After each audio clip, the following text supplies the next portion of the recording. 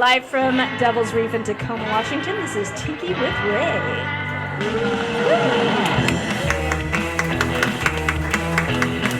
Thank you, everyone. Thank you for coming out to the Devil's Reef tonight to see this show. It really means a lot to me. And I mean, all the way from Cedar-Woolley, or is it Skagit County? Either one. Either one. Heather and Ken Pleasant. And I'll tell you what, I'll be honest with you, I didn't really know your history and what you were about until literally like a half a year ago. That's true. Isn't it crazy? We just met, practically. Yeah. Yeah, it's nuts. And now we're besties. Yeah, now we're besties. Hold on, I wouldn't say that. So, Heather, Yes. who is your grandfather? My grandfather is William Westenhaver, the founder and creative genius behind Witco Decor. So is there anyone out there that's familiar with Witco? Yay! And here's the thing here's the thing about Witco. Like, I've known about Witco for like a long, long time. And I didn't know that they were based out of, where were they based out? Mount Vernon? Mount Vernon, Washington. Yeah.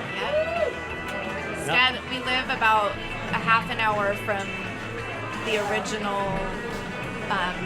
Witco Decor factory site. Yeah. So is your family from that area? No, they're not originally. They're from Southern California. Huntington Beach is where my grandfather grew up and went to art school.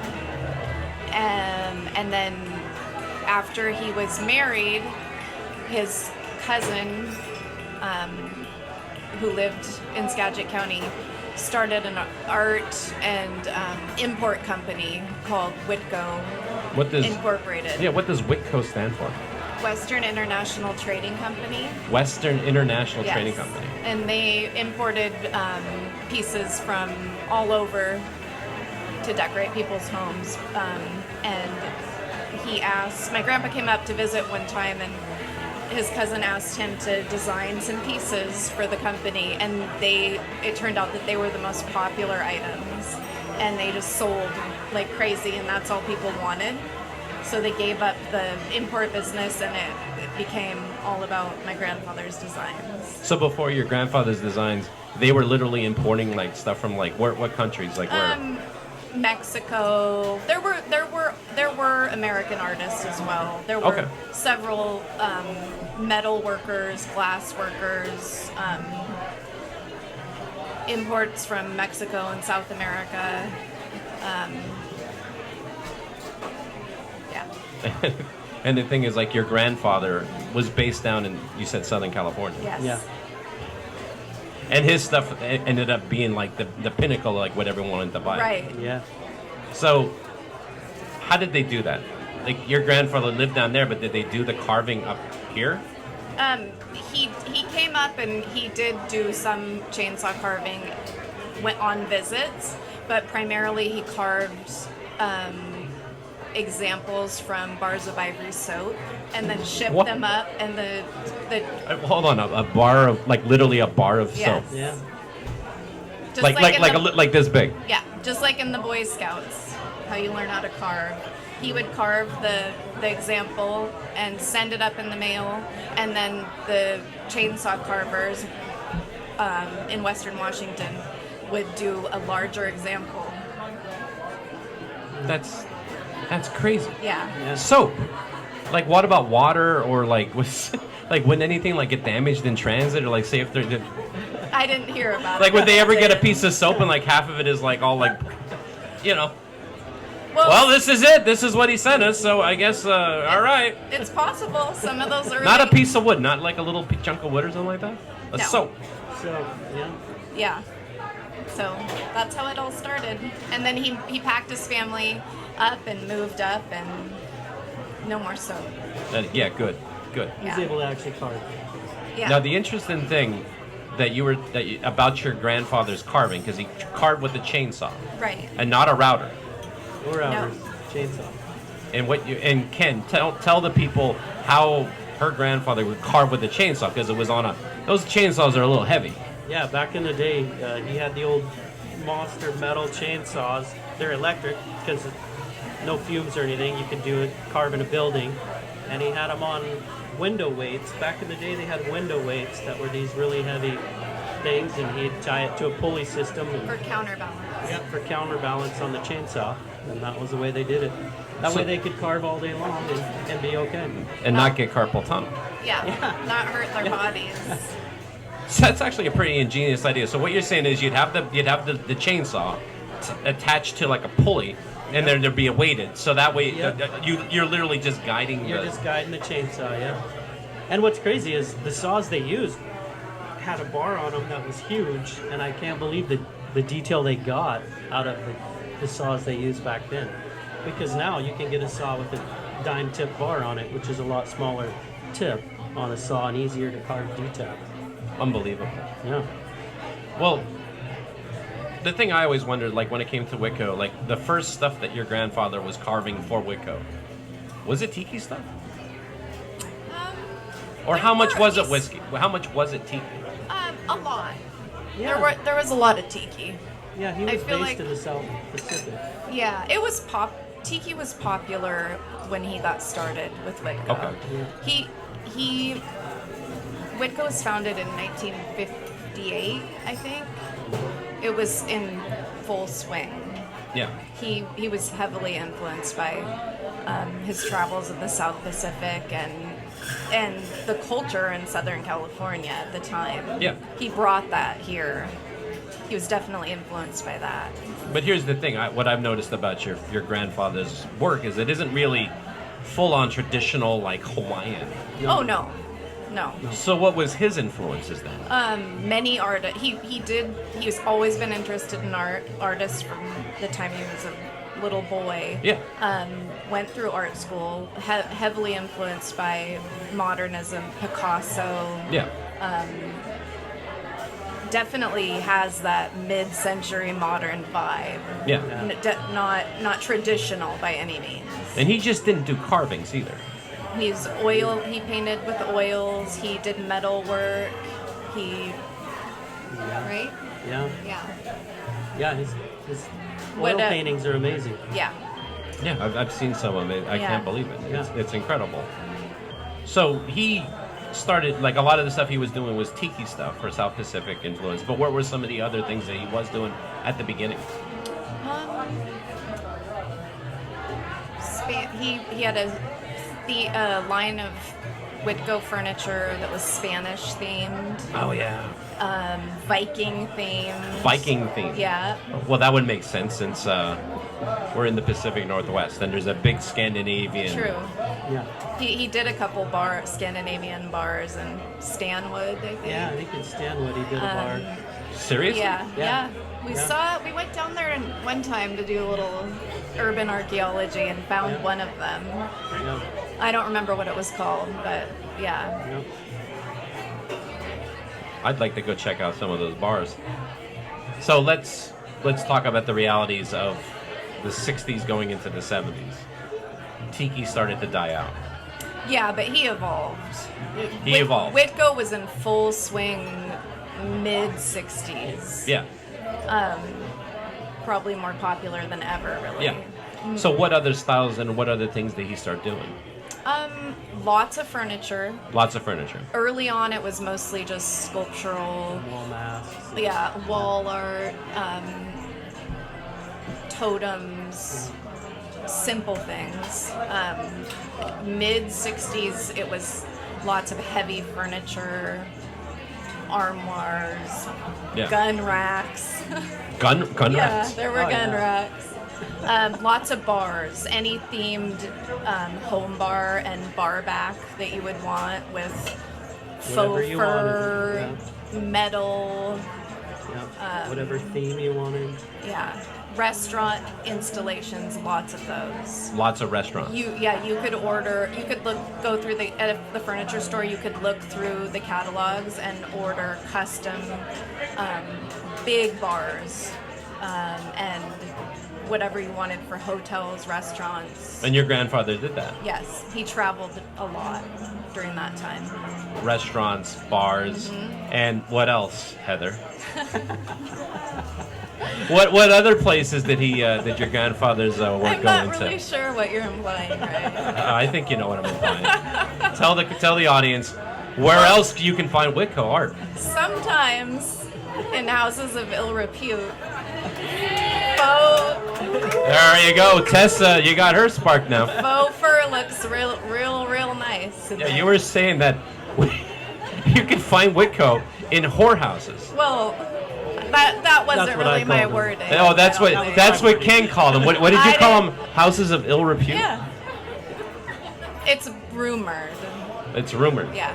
So anyone out there, It's rumored. if you're at a whorehouse and you happen to see any Witco, It's just been there a take a long picture time. and send it to Heather and Ken. They'll let you know what type it is before you get down to business. Don't get a black lab. Oh. What did you say? Was bad, obviously. Usually I'm the one who does the bad jokes. So Anyway. Tiki bars that have Witco. Yeah. Who not many left. Who would be some of the big hitters? Chicago. Yeah, in Chicago, Halakihiki. there's the Halakihiki. And I'll tell you what, I've been there. We haven't. You haven't been to the No, Halakihiki? we I'll tell you what, has haven't. anyone here been to the Halakihiki? There you go. Yay! And I'll tell you what, tons of Witco. I think Yeah. it's probably the highest concentration of Witco in any place I've ever seen. We need to go road trip. Yeah. Next year. Yeah, and this weekend Max's is opening in Yep. Grand Rapids. They've got a good collection. Yeah. Is there a lot of Witco in the South, in the Yes. Southern California? Yeah, Southern California. Because what I was wondering is like, because I was guessing that probably down in Southern California, Oceanic Arts would kind of be covering stuff there. Yeah, that's They did, true. But Oceanic Arts used to order Witco. Yeah, Oh, really? they used to carry it. Yep. Yeah. I don't know much about it, but that's what No. they said when we visited them. They said they had ordered some Witco. And I want to say he had actual receipts from ordering from Witco. Oh my God! So at the height of Witco's popularity, how many people were working for the company? Was it a big company? Yeah. Yeah. They had about 70 employees. 70. And at that time, It was- Mount Vernon was a pretty small town, so it was a significant It was employer. So Yeah. and that was it. Was that where all the Witcos were made in Mount Vernon? No, they had a plant in British Columbia for a little bit. Yeah. Did they really? Yes. Yeah. We're not sure a lot about that, how it all worked out. And a but yeah. lot of his factories burnt down because of the finishes, the toxic sprays and the burning, the burnt finish. And Yeah, let's talk about that because the thing that I love about Witco style is this. I love that you like it's like this deep wood grain, the dark brown. How is this achieved, Ken? A burning and buffing, basically. Torching the heck out of it. You literally burn the wood. Yep. And how does it like not catch on fire like for real? It does. Oh, really? Yeah. Yeah, I burn my fingers all the time trying to put out holes. So you do this outside, right? Yeah. Not like indoors or anything like that. Yeah, I do it in And not around any covered sawdust, area, right? Covered area. Well, no. Not the sawdust area is in a different area. I try to keep them apart. Oh my God. But I'll tell you what, I mean, like look at the work though, that's incredible. It turns out nice. It's always cool. You never know what you're going to get, honestly, until you start peeling away the black layer. And then you may get a straight grain. You might get this monster grain like this. You just never know until... Is that what that's called, monster grain? Well, I call it that because it's real fat compared to... See how skinny these are? Yeah. Yep. So you definitely get different grains. A lot of times the skinnier grain is the older wood. Old growth. Yeah. So, yep. And this is cedar, right? Yeah. Yep. Okay. This is kind of like what we want to see. Yeah, I like a raised grain. You can feel there's a texture to it. bigger the better. And weren't you saying something to the effect of like, the reason why your grandfather used cedar was because it was cheap? Yeah, it was a cheap So- junk wood. Junk wood. Yeah. So all you tonight, used to You all be. bought junk wood, just so you know. It was called a lowland cedar, and it Swamp wasn't cedar. considered. Swamp cedar. Yeah, it wasn't considered good for building, so he could get truckloads out of it out of Canada, and For cheap. But now, cedar is not cheap. Cedar is not cheap, no. Unfortunately, the decline of Witco. What happened? Why? What happened? When did it happen? 1978, I believe, right? 1978. 77, Yeah, I was about 78. 5 years old. I change in the company. It was really big. Hired a bunch of new people. Yeah. My grandparents always said that it was a matter of mismanagement and not having the right people working for you. But also, there was a decline in popularity of that heavy, clunky type furniture and mid-century modern 1960s bar and the special room in your basement. The Culture. thing I always think about, and it kind of goes both ways. I mean, it's like what I admire about, at least up until like the 90s, there was always a push about pushing things forward as far as like fashion's concerned or architecture or like cars are concerned. And I guess it's the same thing with like art and everything like that. Eventually, fads are going to change. Oh yeah. Yeah. And along with that, Tiki died out kind of by, the 70s. Right. And not only did it die out, but then it almost became kitsch or low class and all that other stuff. And if a lot of this stuff was tight, because I'm guessing by the time you get to the 70s, let alone the 80s, anything that was like Witco would be sort of like At the garage sale. Yeah. at the garage sale at the Goodwill store. Yeah. Yeah. But And- the good news is it's back. Yeah. People like it again and they appreciate it. What do you think brought that on? Many things. Yeah. I think this is right now there's a resurgence, but there was also a resurgence in the late 90s, early 2000s when we kind of got into it. But Book of Tiki came out by Sven Kirsten, which was huge. And then, of course, Tiki Modern, which focused a lot on my grandfather's work, was also huge. Yeah, the thing is like if people know or they don't know, there's 3 waves of Tiki. The first wave was essentially the beginning, the 40s, 50s, and 60s. Tiki Post World War II. Post World War II, and then it died out by the 70s, and it kind of was dormant in the 80s. And then there was the second wave, which happened kind of like around the 90s. That's when people started to find an interest in it again. Mm-hmm. And from what I understand, a lot of people that were into Tiki in the 90s, it was just all about finding stuff, like your grandfather's stuff. Yes. Oh, yeah. Going to thrift stores, finding the stuff on the shelf, finding old Tiki mugs, finding old Les Baxter and Martin Denny records. Right.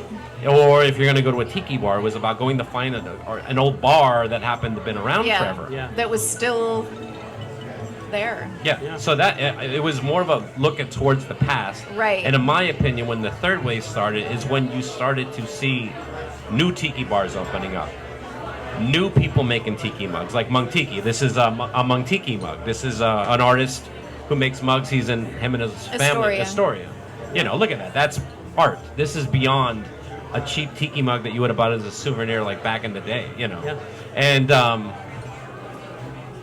along with like new art and new things coming along, well, yourselves. So Ken, you are a carver, Yeah. and you definitely carve in the style of your grandfather. Yeah. How did that start? Were you a carver before you met him? No. No. I did some woodworking before I met him. Long before. My dad always taught me how to use woodworking tools from the time I was really young, actually. Yeah. And so I always enjoyed that. And I met Heather. Went to the beach cabin a couple times. Was just thumbing through some catalogs and seen all the stuff her grandpa did, and ended up catching my interest, obviously, because it's awesome stuff. Is that why you you were interested in Heather because her grandfather was That's it. Mr. Wistenhaven? No. Yes, Ray. No, not at that point. No, kidding. No, It's just some chick I met up in Bellingham. yeah. Oh my Her god. grandpa's really cool. Yeah, and then you go to her grandfather's house, and what you were saying is like, he brought this home. I mean, this is the stuff that was in his house. Oh yeah. Yeah. Like the bed, his bed is like a Witco bed. Oh yeah. All of his furniture. Yeah. The crib that he made you, which I'm surprised you're not dead Me from. too. So like he lived and breathed this stuff, Right. Yep. and To me, it was just normal. yeah, So Ken's kind of the one that brought it to my attention that this isn't normal. yeah, he brought it up to you. How did he Yeah. say that down? Well, Hey, he kept saying how cool he thought it was, and this is crazy, and I just, it finally dawned on me, oh yeah, this isn't how everybody lives. yeah, with Witco furniture. Yeah. Yeah, we can't be as blessed as you are. Right. So you had an interest, and then you're like, hey, can you show me how to do this? Or Yeah, I went and I hacked up a piece of firewood by myself and destroyed it. And Probably with a regular chainsaw. yeah, regular chainsaw, and told him about it, and he told me if I had an interest, come up to his house and we'd carve, and he'd show me how to do it, and that's exactly what he did. literally, he showed you just like, this yeah, is how I literally do it. just rolled up to his house, because back then we lived in Mount Vernon also. Yeah. It was a 2-minute drive to his house, and so I'd roll over there, and first time he grabs a scrap piece of cedar, starts drawing on it with a Sharpie. We cut it out on a bandsaw, and he showed me how to carve part of it. He carved half, and then I carved half, and luckily he left me alone because I was a little nervous. And Yeah, I can imagine. he'd just come back and show me pointers, and that's how it all got started. And then I was constantly over there showing him what I'd made, or we would do a totem or whatever. He was very involved in the beginning. Were you the only person that he ever did that with? Or did he have As other far friends? as Or show- did you do that with all your boyfriends? Yeah. He taught me how to carve too. Oh, really? Yeah. Yeah, the first lesson we got, we both were carving, but Ken kind of took it. He took off with it. Yeah. Now, when you're looking for someone to date, do they have to be a tiki carver? Yeah, that's one of the prerequisites. That's one of the prereqs, and they Yeah. got to be good with tools and chainsaws Right. and stuff like that? Yeah. You're asking, do you come here often? And she's asking, do you know how to work power tools? Yeah. Right. I can learn. Yeah. I don't think Grandpa taught anyone to carve like he taught Ken to. All my uncles worked in his factory during Yeah. the summer. They'd, at the end of the assembly line, do the painting on some of the pieces before they got sent away. My dad did that. Yeah. Or they'd just be mowing or emptying ashtrays. Wow. Well, what? Back when you'd go to work and you'd have someone come around and empty your ashtray. So Witco stopped in 1978. Yeah. Well, what did your grandfather do afterwards? Did he just retire? He was officially retired, but he had an art studio in his garage. So he'd still go to work there every day, painting. Yeah. He did a lot of hand-carved etchings, watercolors. Him and your dad opened a little Yeah. carving store in Anacortes. Yeah. for- So had a he didn't little stop? Art studio. No, he okay, never never stopped. stopped. Not until he was gone for good. Yeah, he never stopped. He never stopped Didn't creating. matter what he was doing, he always had a sketch pad, watercolors. And I tell you what, your grandfather lived a long and good life. Yes, Oh, yeah. he lived into his 90s, and I tell you what, you can't ask for much more than No. that. Nope, super happy, healthy. always happy.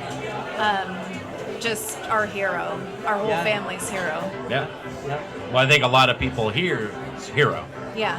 Because I think everyone is, I mean, what can I say, right? Unbelievable, unique, Yeah. and you guys are carrying on your grandfather's legacy. From what you're called Pleasant Tiki, but you do own the rights to the Witco name. Yes. Yep. We own the trademark and the copyrights to all the art, which is great. We're super honored. blessed. We're super blessed and honored to be for my grandpa to have taught Ken how to carve and to be able to continue that, it's amazing. No, well, I'll tell you what I mean. It's like I'm not rich, and I can't afford. Like we're talking about the Witco World. What would you say they usually go for? Like $3,000? TikiCon, there was one for sale for $3,000. Yeah.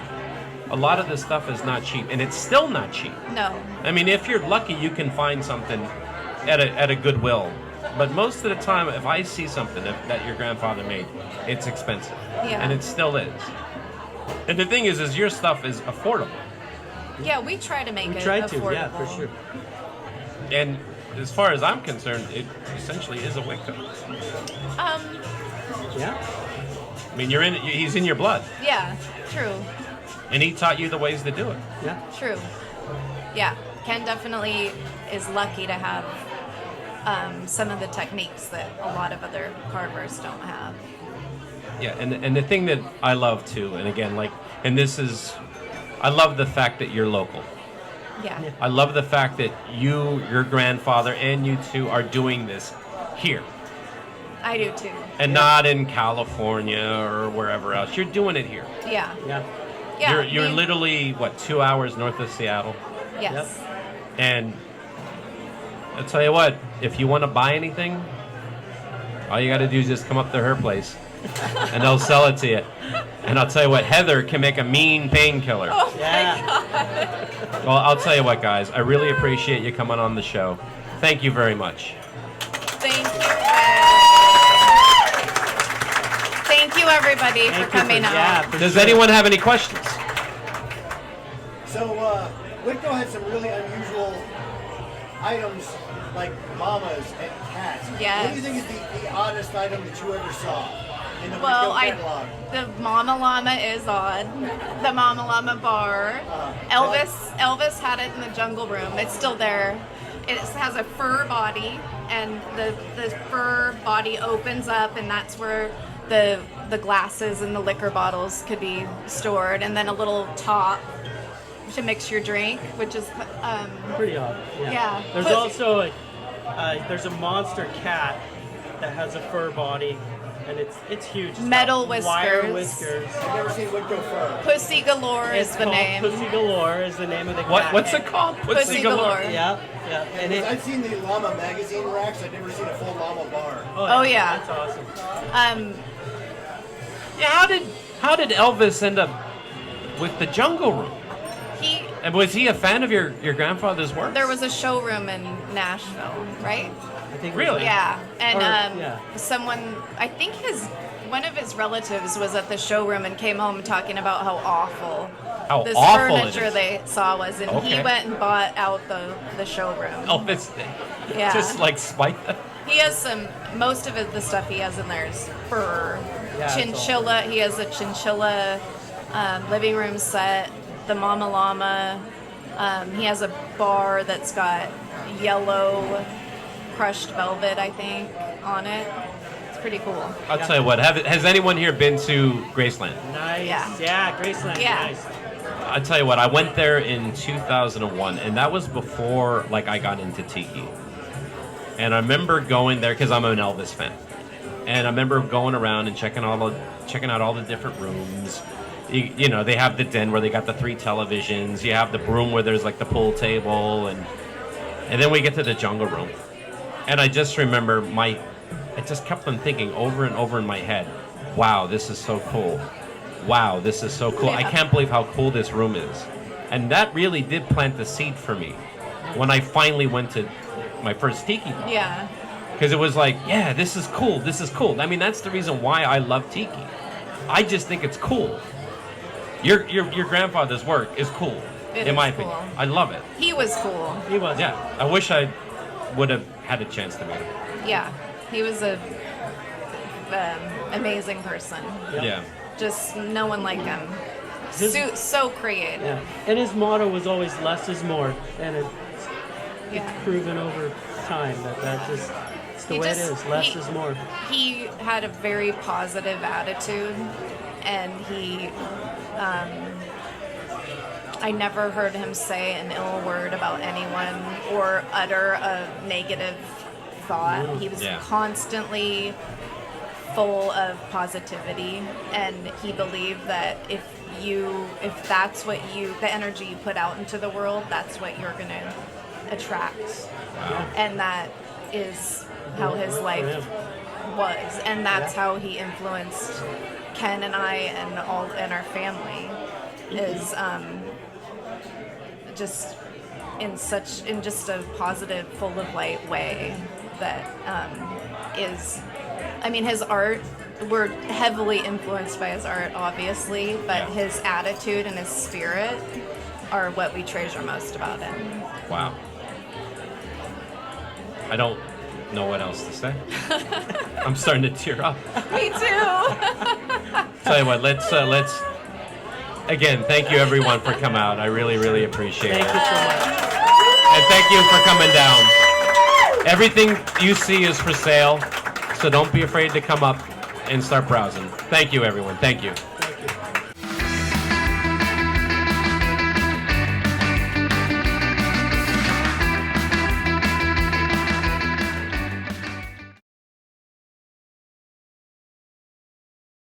Hey gang, this is Tiki with Ray, and I just want to say thank you very much for checking out my video. I hope you enjoyed it. And if you want to see more episodes, click on the subscribe button.